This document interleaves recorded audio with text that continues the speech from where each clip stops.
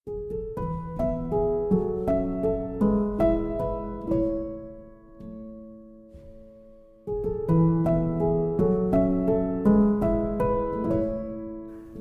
ini berjudul Chef. Saya sendiri udah 3 kali nonton film ini berulang-ulang karena sangat inspiratif banget. Dan bagi kalian yang suka masak atau mungkin suka nonton film MasterChef Indonesia, mungkin kalian juga bakalan suka banget sama film yang satu ini. Oke, tokoh utama dari film ini bernama Chef Carl Casper. Dia adalah seorang chef yang terkenal dan sudah bekerja di sebuah restoran yang terkenal selama 10 tahun lebih, dan hampir semua orang tahu nama Carl ini karena masakannya yang terkenal sangat enak. Bisa dibilang seluruh hidupnya dia gunakan di dapur bersama 2 orang asisten kokinya yang bernama Martin dan Tony. Mereka berdua adalah rekan dapur yang sangat setia nih guys sama si Carl ini. Dan karena seluruh hidupnya dihabisin di dapur, maka dia kehilangan hal penting lain di hidupnya nih guys, yaitu keluarganya, anaknya, istrinya, dan bahkan kebahagiaan dirinya sendiri. Carl udah bercerai sama istrinya dan dia nggak kenal dekat sama anaknya sendiri. Dan bahkan Carl pun nggak tahu apa yang sebenarnya bisa ngebuat dia bahagia. Dan singkat cerita, malam itu akan ada seorang kritikus makanan dari sebuah media yang terkenal bakalan datang dan akan ngekritik menu dan masakan di restoran tempat Carl kerja. Carl udah nyiapin semuanya dan dia udah yakin sama menu barunya yang super enak. Tapi pas di tengah persiapan, si owner restoran yang bernama Riva datang ke dapur dan nyuruh Carl buat nggak ngubah menu makanannya malam ini. Dan nyuruh Carl tetap masak menu yang sama dengan yang tiap hari disajiin di restoran. Karena owner restoran itu nganggep bahwa itulah menu yang terkenal di restoran itu. Tapi Carl beda pendapat nih guys. Dia ngerasa kalau menu itu udah 10 tahun lebih setiap harinya dihidangin di restoran itu, dan si kritikus makanan itu juga udah pernah nyicipin menu itu sebelumnya.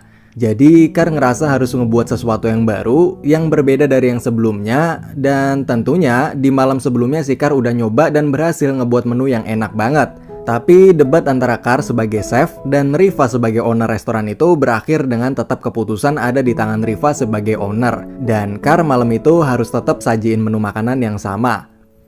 Singkat cerita, datanglah si kritikus makanan itu yang bernama Ramsay. Nama lengkapnya Ramsay Michel, kita panggil aja Ramsay, dan dia nyobain makanannya. Kemudian Ramsay itu nulis di berbagai medianya seperti website, blog, Twitter, dan media-media kuliner lain bahwa makanan yang dimasak sama Carl malam itu nggak enak. Coklatnya kurang melted, membosankan, dan menunya pun sama seperti apa yang pernah kritikus itu makan 10 tahun lalu. Membaca tulisan si Ramsay itu, Carl pun langsung down karena seluruh hidupnya dia dedikasiin sebagai chef, tapi ternyata masakannya mengecewakan. Lalu Chef Carl itu nggak tidur dan nggak pulang, dan ngabisin waktunya semalaman buat masak dan nyoba buat masakan baru seenak mungkin. Tanpa terasa waktu udah pagi, dan Martin sama Tony yaitu asisten kokinya yang baru datang ke dapur pun langsung nyobain masakan baru Chef Carl itu. Dan pada kaget semua karena enak banget. Kedua asisten Carl itu bilang kalau kritikan dari si kritikus makanan yang kemarin itu jadi trending topik di Twitter sekarang. Tapi karena Chef Carl nggak punya Twitter dan nggak tahu apa itu Twitter, maka dia jadi cuek. Lalu waktu malam setelah pulang kerja, Carl di rumah bareng anaknya nih guys. Dan Carl lalu minta ke anaknya buat dibuatin akun Twitter dan diajarin cara ngegunainnya. Lalu pas baru buka Twitter, mereka berdua pun kaget karena ternyata banyak banget komentar tentang masakannya si Chef Carl itu di artikel yang ditulis kritikus makanan si Ramsay itu. Banyak yang komentar jelek dan ngehina si Carl juga. Akhirnya Chef Carl pun nantang si Ramsay itu buat datang lagi malam ini ke restorannya dan dia bakal masakin masakan terenaknya. Alhasil di Twitter pun rame yang retweet nih guys, dan jadi trending topik. Akhirnya restoran pun malamnya penuh banget, banyak yang pesan meja. Malam itu jadi malam teramai restoran itu selama restoran itu berdiri. Nah, si Carl pun udah nyiapin menu masakan terenaknya nih guys. Dan di tengah persiapan, lagi-lagi si Riva yaitu owner restoran itu bilang kalau Carl mesti masak masakan menu yang sama seperti yang biasanya dan gak boleh dirubah sama sekali. Carl pun kaget karena semua orang yang datang di restoran malam itu karena pertandingan dia dan Ramsay, tapi justru dia gak boleh masak masakannya sendiri. Cekcok pun terjadi dan puncaknya Carl keluar dari dapur dan berhenti kerja. Tapi pas Carl ngajak 2 asistennya yang selalu setia itu, yaitu si Tony dan Martin buat keluar juga, sayangnya 2 orang yang paling setia sama Carl selama ini pun milih untuk tetap stay di restoran. Dan akhirnya Carl pun keluar sendirian. Datanglah si Ramsay yang udah siap buat nyobain masakan barunya si Carl, tapi justru dia disajiin masakan yang sama kayak kemarin dan dia nggak ngeliat Carl sama sekali di dapur. Akhirnya si Ramsay itu nulis di Twitter kalau Carl itu takut bertanding sama dia dan pengecut lah intinya gitu. Nah, pas Kar baru sampai rumah dan dia baca Twitternya si Ramsey itu, akhirnya Kar pun emosi dan balik lagi ke restoran serta marah-marah di sana dan ngebuat kekacauan di restoran. Ada banyak pengunjung yang ngerekam hal itu dan videonya viral dan nama baik Kar pun hancur. Setelah keluar dari restoran itu, dia nggak dapet tawaran kerja sama sekali dari restoran manapun dan dia pun nganggur sekarang. Dia ditawari sama seorang agen buat jadi chef utama di acara TV Hell's Kitchen. Mungkin kalian semua udah tahu ya teman-teman. Nah, menurut agen itu, Hell's Kitchen cocok sama cara Kar marah-marah kemarin. Tapi Kar nggak mau dan nolak tawaran itu. Kar pun juga ditawari sama mantan istrinya buat buka food truck, juga nggak mau. Intinya dia cuma mau kerja di restoran aja dan nggak mau di tempat lain. Oh ya, mantan istrinya itu namanya Ines dan anaknya itu namanya Percy ya guys. Oke, singkat cerita Ines dan Percy mau ke Miami atau Miami. Oke lah, nah terus Ines minta Kar ikut. Nah, nanti Kar digaji sama Ines nih. Di sana kerjanya cuma disuruh jagain anaknya sendiri. Karena Ines di sana ada kerjaan dan gak sempet jagain si Percy. Di sana pun untuk pertama kalinya Percy ngerasain berlibur bareng semua keluarganya lengkap. Dan Percy baru pertama kali ngeliat sisi-sisi lain dari si Kar ini, yaitu seperti jogetannya si Kar dan yang lain sebagainya. Waktu pun berlalu dan Kar mulai merenung kenapa nggak dia terima aja tawaran dari si Ines buat buka food truck. Dan semuanya juga dimodalin sama si Ines. Akhirnya Kar pun setuju dan datanglah truknya. Tapi kondisi truknya parah banget nih guys, karena dari mobil bekas mungkin. Dan singkat cerita Kar dan anaknya beresin semuanya berdua bareng. Setelah semua bersih dan beres, Kar pun mikir kalau dia bakal kesusahan masak di dapur sendirian cuma dibantuin sama si Percy doang. Tiba-tiba datanglah si Martin, yaitu salah satu mantan asistennya di dapur dulu, yang bilang mau gabung ke food trucknya Kar karena udah muak sama restoran si Riva itu. Dan yap, mulailah mereka bertiga akhirnya langsung mulai buka food trucknya saat itu juga, dengan pelanggannya yaitu para tukang di sekitar tempat itu. Di film ini yang saya suka adalah banyak banget nih guys, pelajaran-pelajaran dari seorang chef yang hidupnya cuman untuk masak aja. Banyak kata-kata dari Kar yang ngena banget, seperti waktu ngajarin anaknya buat manggang roti doang, tapi si Kar bilang, seluruh hidupmu sekarang ada di roti dan panggangan itu. Kalau pangganganmu itu kacau, maka seluruh duniamu juga akan kacau. Di situ saya belajar banget tentang arti fokus dan totalitas. Kar juga ngajarin kalau masakan yang nggak sempurna, berarti masakan itu juga nggak pantas buat dikasih ke orang lain.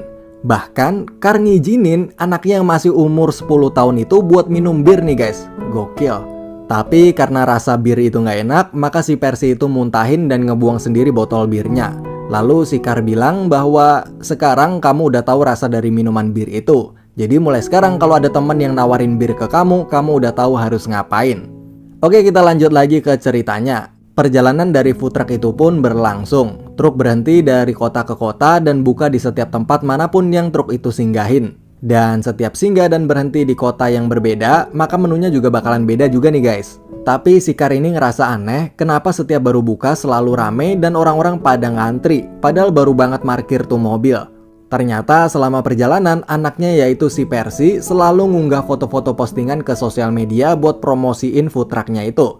Alhasil food truck dari Chef Kar yang video marah-marahnya di restoran dulu itu jadi ikutan viral dan semua orang mau nyobain masakan food trucknya si Kar itu.